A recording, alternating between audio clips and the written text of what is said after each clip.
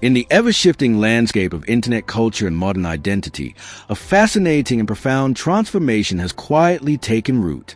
A term that once occupied a specific, almost esoteric corner of sociological and pop psychological discussion has undergone a dramatic evolution, shedding its original nuanced meaning to emerge as one of the most prevalent and frequently claimed labels in the digital age. This term is Sigma male. What was initially conceived as a descriptor for a particular nonconformist mode of being has been diluted, distorted, and glorified to the point of near-universal applicability, becoming a catch-all badge for anyone who feels even marginally disconnected from the mainstream social fray. The journey of this word from analytical tool to cultural commodity reveals much about our contemporary anxieties surrounding connection, status, and self-worth.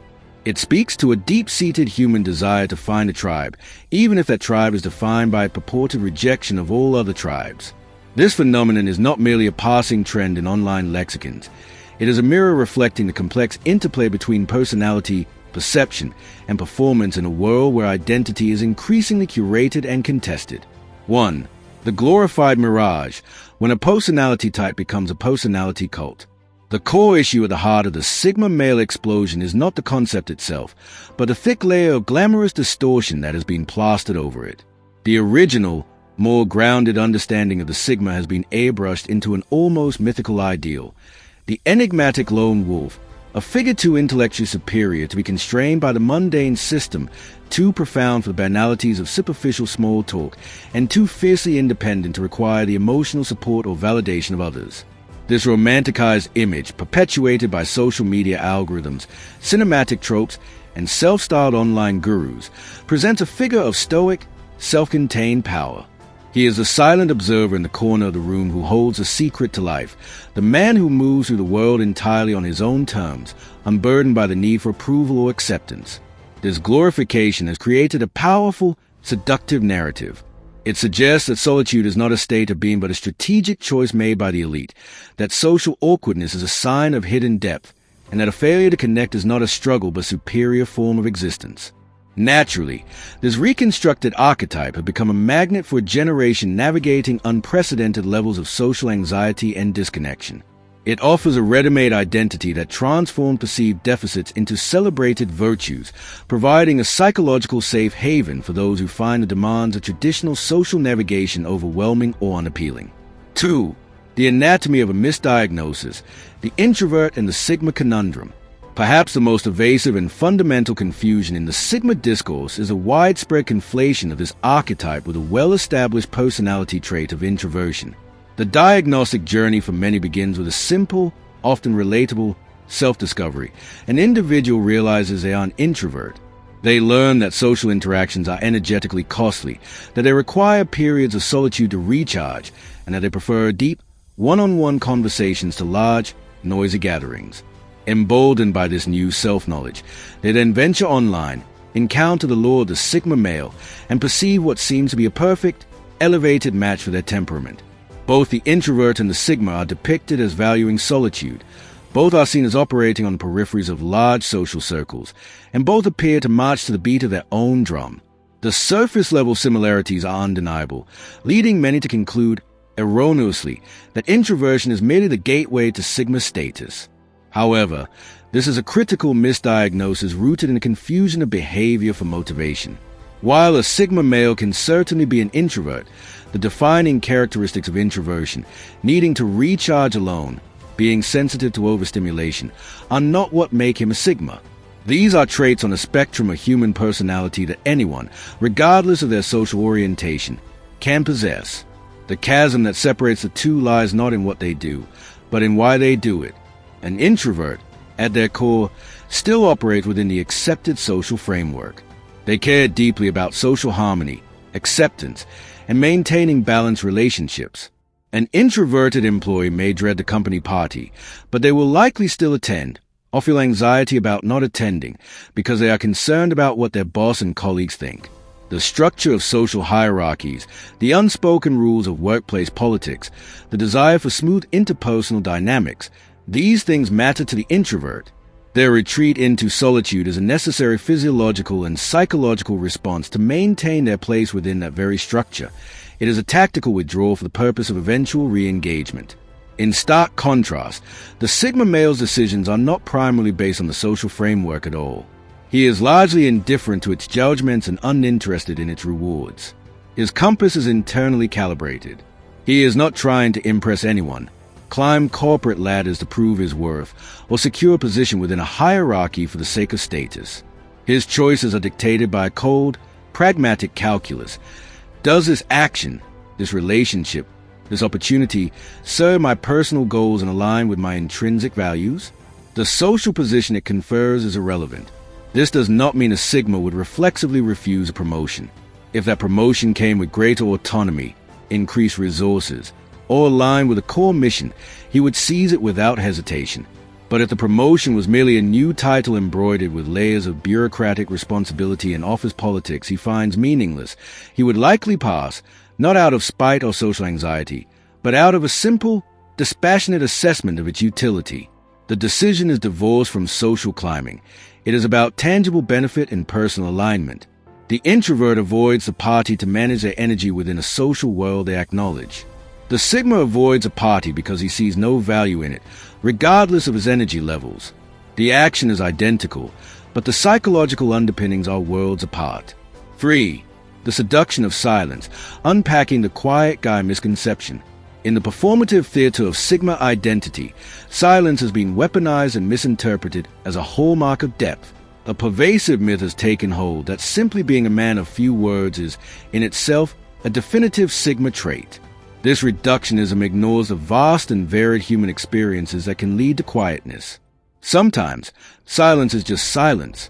It can mean a person is tired, preoccupied with a personal problem, simply not in a talkative mood, or genuinely has nothing of substance to contribute to a particular conversation. Not every moment of quiet contemplation is a calculated power move. Often, it is merely a neutral state of being. It is true that Sigma males can often be quiet, but the reason for their silence is what defines it as a Sigma characteristic, not the silence itself. A Sigma male is quiet because he feels no inherent obligation to perform for an audience or to lubricate social interactions with unnecessary chatter. He is perfectly comfortable. This stands in sharp contrast to the more common realities of quietness. The man who stays silent because he is gripped by social anxiety, terrified of saying the wrong thing and facing judgment, is not operating from a place of Sigma indifference. He is operating from a place of fear. The individual who remains quiet in an attempt to cultivate an aura of mystery, carefully measuring his words to seem more profound, is not being authentic. He is engaged in performance, a social strategy that is the antithesis of the Sigma's genuine disregard for perception. The person who is silent because they are overthinking every possible conversational branch is trapped in a cycle of insecurity, not liberated by self-contained confidence. The crucial distinction lies in the internal experience. One form of silence is rooted in freedom from social pressure, while the other is rooted in a deep, often painful, subjection to it. From the outside, they may appear identical, a closed mouth, a reserved demeanor, but internally, one is a fortress of self-assurance, and the other is a prison of self-doubt. The internet conflation of the two has allowed fear to masquerade a philosophy. 4. The uniform of the alleged lone wolf, deconstructing the black clothing phenomenon. A curious and visually unmistakable trope has become intertwined with the Sigma aesthetic, the predilection for black clothing.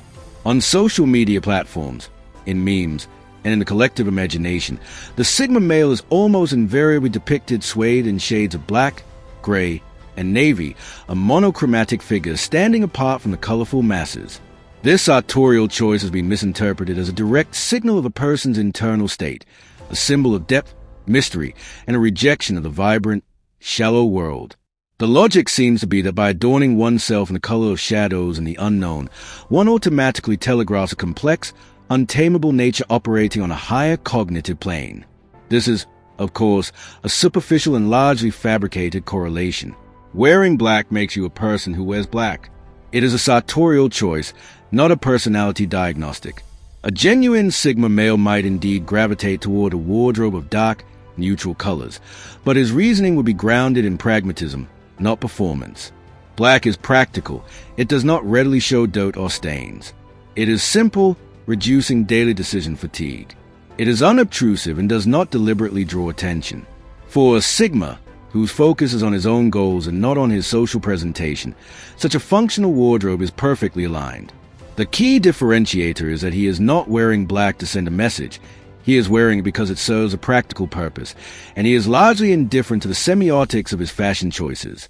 The individual who consciously adopts an all-black wardrobe specifically to project a Sigma image is engaging in the exact opposite behavior.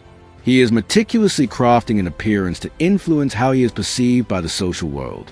He is using clothing as a deliberate form of nonverbal communication, signaling his supposed membership in an elite group of independents. This is profoundly anti-Sigma. It is an act of caring deeply about one's position within a social hierarchy, even if that hierarchy is one that purports to reject hierarchies. The irony is palpable. The attempt to look like a lone wolf requires a keen awareness of the pack and its trends.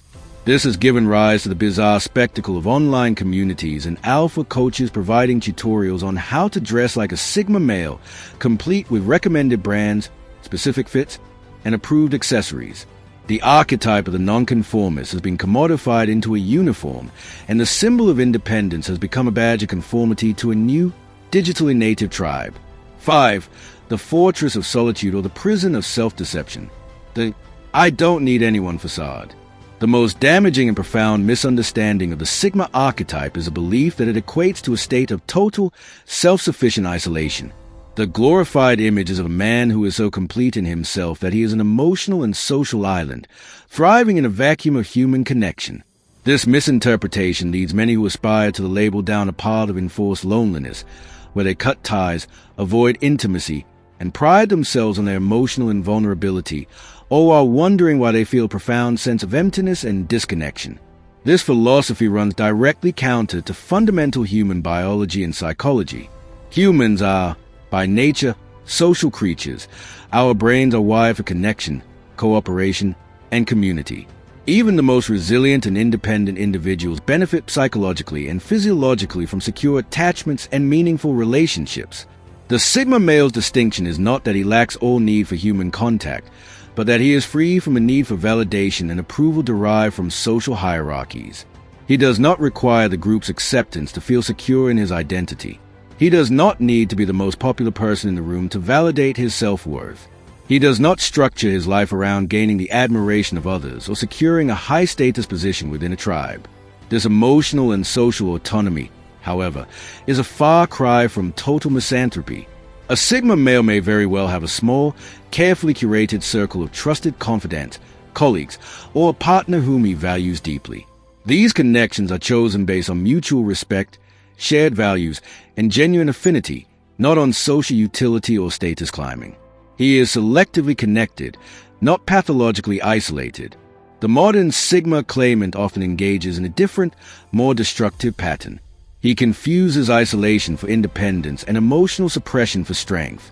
He withdraws from the world not out of a genuine, contented preference for solitude, but out of a fear of rejection, a history of social pain, or an inability to navigate the complexities of intimacy.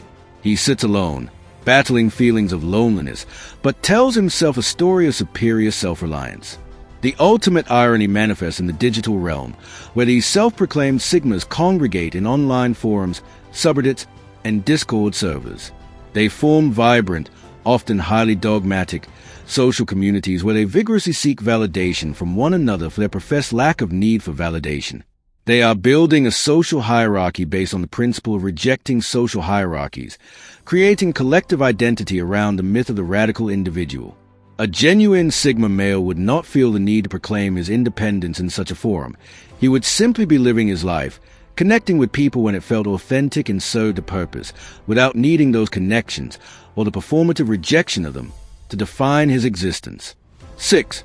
Reclaiming the original blueprint, what Sigma actually signifies. To cut through the noise and distortion, it is essential to return to the original, foundational meaning of the term. The Sigma male was conceptualized within the context of socio-sexual hierarchy models, flawed but popular, existing in a space without filling it with noise. He speaks when he has something he deems worthwhile to say, something informative, insightful, or necessary, not to ease social tension, ingratiate himself with others, or maintain a flow of pleasantries. His silence emanates from a place of genuine indifference to the social expectation of constant verbal engagement. Frameworks that categorize male social roles into types like the dominant alpha, the supportive beta, and others. The Sigma was introduced as the outlier, the wild card. He is an individual who possesses many of the traits of an alpha: confidence, competence, self-assurance, but who exists entirely outside of the hierarchical structure. He is not competing for the top spot, nor is he passively following a leader. He is an autonomous operator, a free agent whose power is not derived from his rank within a group, but from his own skills, resources, and internal direction. A Sigma male does not need to be the boss, but he fundamentally resists having a boss whose authority is based solely on title rather than competence. He is comfortable working alone or leading small, merit-based teams. He does not require constant social feedback to feel fulfilled. His path is self-determined. He seeks approval from his own internal standards, not from the external social world. This genuine Sigma disposition is, in reality, quite rare. Most people, even fiercely independent ones, care about status on some level. Most humans possess an innate desire to belong to a group, to be loved, to be respected by their peers. This is not a weakness. It is an evolutionary adaptation that has ensured our survival for millennia.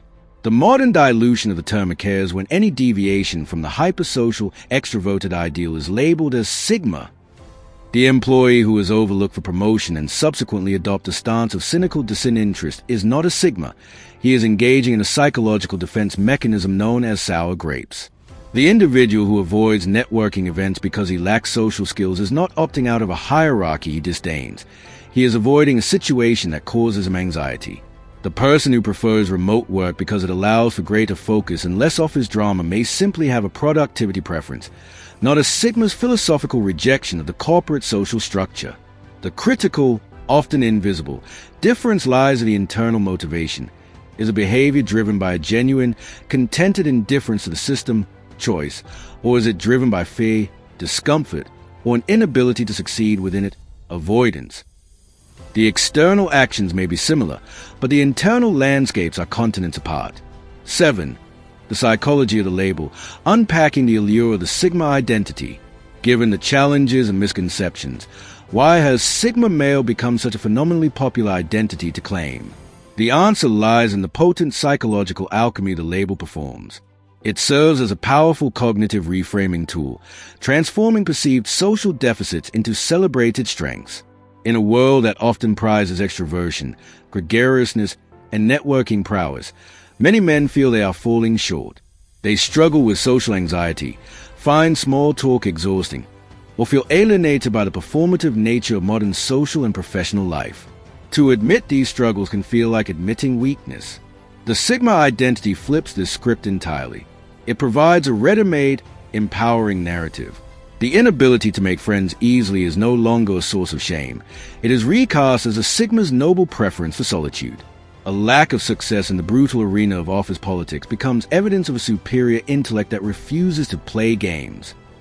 A dislike for loud, crowded parties is transformed into the mark of a deep thinker who is above seeking shallow external validation. The label effectively medicalizes social pain with a dose of ideological grandiosity. It takes the sting out of failure and the ache of loneliness by repackaging them as conscious, strategic choices made by an elite individual. Furthermore, the Sigma identity offers the irresistible allure of exclusive status without the arduous requirement of actually achieving anything.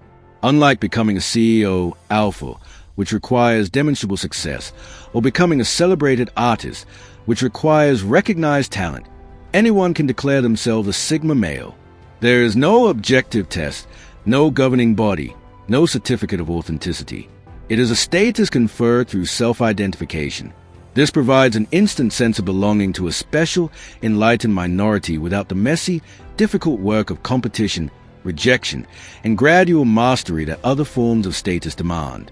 It is, ironically, a social hack for achieving perceived social superiority, a concept that is fundamentally at odds with the genuine Sigma's indifference to such hierarchies. 8. Transcending the archetype, the journey from performance to authentic being.